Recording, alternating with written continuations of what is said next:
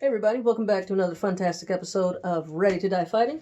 I'm Chris, and I am moving on to the next step on this freebie bike. And we're going to change up this whole front section. These shifters are going to go, the handlebar grips are going to go, the handlebars themselves are going to go, and most importantly, this little super long stem is going to go. I think that's it. So I don't have all of that stuff in today. It's been ordered. I gotta wait a few days for it to get here, but I'm gonna get started on what I can. The first thing I'm gonna do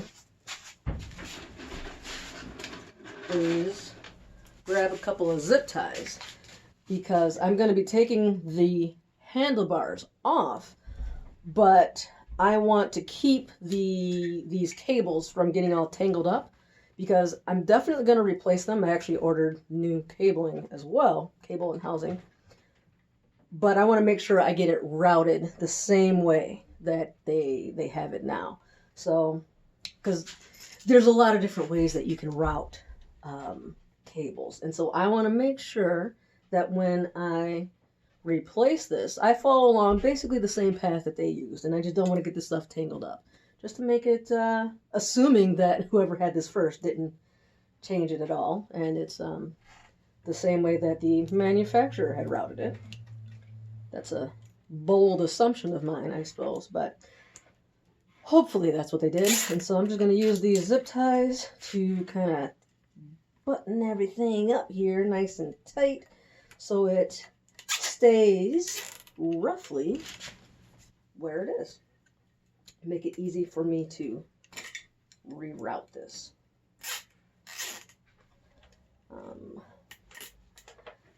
Cool. Now, I'm going to grab a screwdriver. Oh, not that one. You know, let me cut these off. They're sticking out and going to poke me in the eyeball.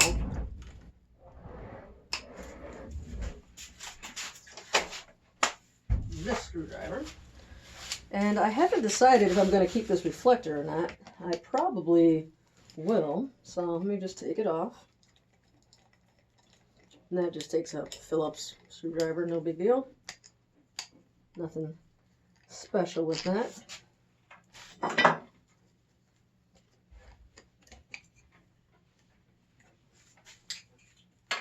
Oh, let me show you the new handlebars that I got. So take a look at these. These are pretty thin, and they're not very wide, which for the type of riding that I'm going to be doing on this specific bike, they actually don't have to be wide.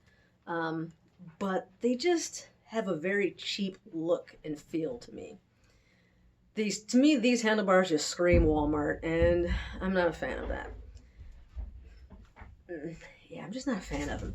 I mean, yeah, they just don't look very aggressive. They don't look very cool. They're, yeah, just very thin material here. And so I got these used for $10.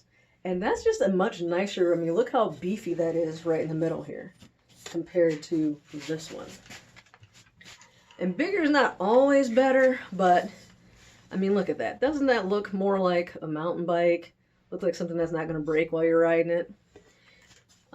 It's a little bit flatter, but it's got a kind of an odd shape to them. So they're more flat. I forget how they call it, but there's like rise and is it back bend or something like that. But the handlebars, so these kind of have this U shape here. So there's quite a bit of rise. And then they also curve backwards towards you a little bit. These are much flatter. They don't have as much of a rise. And the rise is more, I don't know, gradual instead of kind of like a U. It's like a flattened U, I guess you could say. But they angled backwards quite a bit. And I thought that was kind of crazy looking. But I don't hate it. And as I'm just kind of holding them, like, you know, that's kind of comfy actually. Much wider. Look at the difference there. Coming out here compared to here. And if that's too wide for me, I can always cut it down with my tube cutter. Not a big deal. And What I was gonna say something else. So yeah, they're flatter, they're thicker, they're angled back a little bit and a little bit wider. And it was only $10 used, but I mean, look at it. They're in great condition. I don't even see any scratches or anything on them. Whoever had these beforehand, I'm guessing never rode it or anything. They just probably didn't like them initially, or maybe they had some nicer handlebars they wanted to use and just never even used these. But yeah, local bike shops are awesome. You can get used stuff. It's not the first time he's just given me something like off of one of his old bikes or something like that for cheap or barely anything. So yeah, $10 for this. And this is significantly more beat up. There's a little bit of rust on it. There's definitely some scratches and stuff on it. But I trust that it's fine. And look how much shorter it is. So this one is, can you see that? It's about that long. This one is like half that. And so that's going to be a lot nicer. But it is angled up a lot higher. So I'm probably going to have to take out some of these spacers. And that's the nice thing about this, is that you have adjustability here. So, and this is also thicker here. So this is a taller piece here than this one. So I'm almost assuredly going to have to take some of those spacers out to get this to about the same height. And who knows, I might not even want it to be, I might be really comfortable with it with a little bit higher. Because I want to sit more up, right, anyway. I want this to be more comfortable and not so much hunched down like I'm riding a mountain bike. I want to be more upright anyway. So this might be perfect. It's not what I asked for. I just asked for a shorter one, but I don't hate that. So that's what I'm adding on today. And I'll just be removing these. And I think for now I'll probably just put them back on so I can take it for a test ride. But they'll eventually be coming off as well. So now, to remove, the hand grips need to come off in order for me to get these shifters and everything off.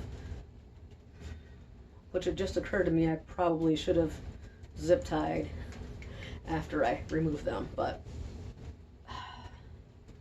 this is already ripped up. I don't even know if I should bother trying to salvage it. But if you want to remove hand grips, nice and easy, just peel up a little bit if you can, let a little air get in there, and then you can just take some rubbing alcohol or Windex or anything like that, that kind of a liquid that dries fairly quickly, and it makes it much easier to just kind of slide these things off and peel them down.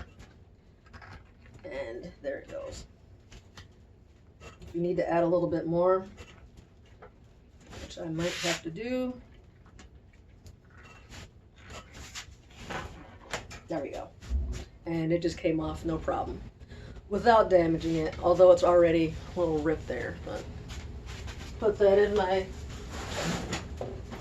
scrap part box. I'm going to do the same thing here. Just peel it back a little bit, just a little, just enough so you can get some something in there. You can use a spray bottle. I just kind of dump it, and then I just kind of wiggle it around a little bit to get the liquid in there, and then just kind of twist and bend and peel back.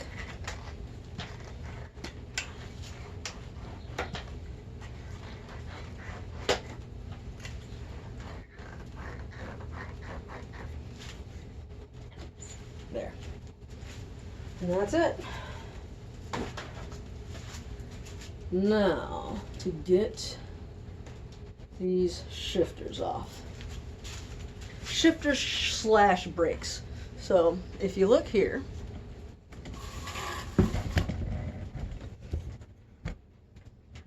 one of my old college professors, look here, Chrissy. That's what he always used to tell me. And so this just takes a Allen key. I like to try to guess at sizes. I'm gonna guess a 6. It's either a 5 or 6. I'm guessing 6. Let's see if I get it.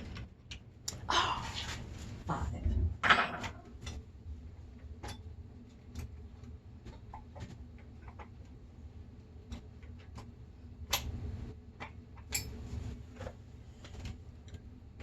Yep, 5 fits in perfectly. And these are nice because they have a rounded end on them, and that makes it so that you can, if it's something that's kind of hard to reach, like I can unscrew it from all these different angles, which is nice. Although if I need a little bit more torque, I do need to use the bigger end. There we go. Right. And do the same over here.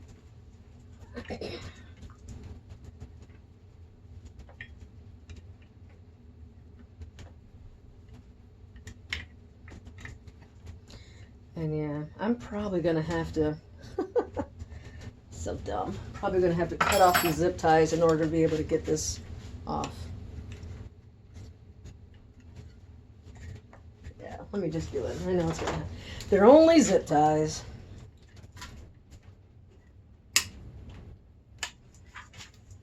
Let's see if that will work. There we go. And there we go. And that's actually probably good enough. I probably don't need that other one there. And to remove the stem or the handlebars, if I was just changing the handlebars, I would just remove these here. Actually, no, let's go ahead and do that. Let's just take that off. What size is it in here? Let's see if it's the same one. Yeah.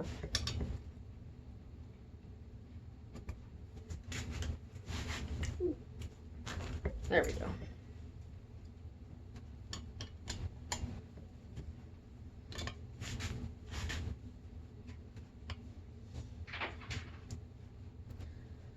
And now I got an extra pair of handlebars in case someone needs them.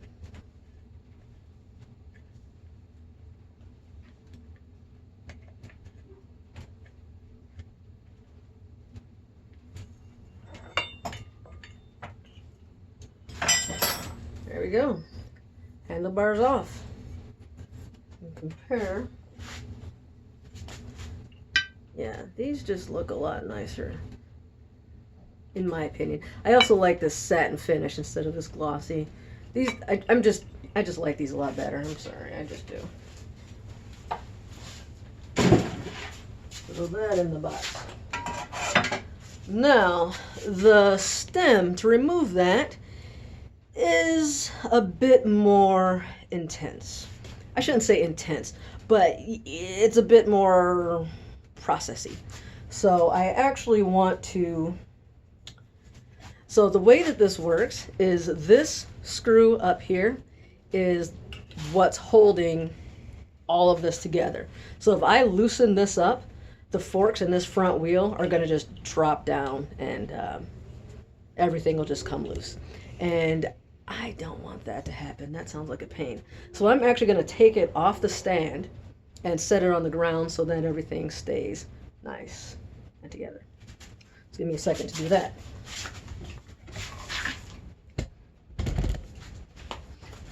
And this is the bike stand, and it is very nice, very inexpensive. When I bought this a few years ago, when was it? Maybe 2 years ago? It was only like 60 bucks. I recently saw on Amazon it's closer to $100 and something now. There you go. Which is more comparable to what, honestly, what it's worth. I feel like at 60 bucks, that was an absolute steal. It should have been $100 something from the beginning, but since they are a, you know, they're not exactly part tools or Pedro's, so they were, I guess, selling cheap. All right. Now, let's come over here.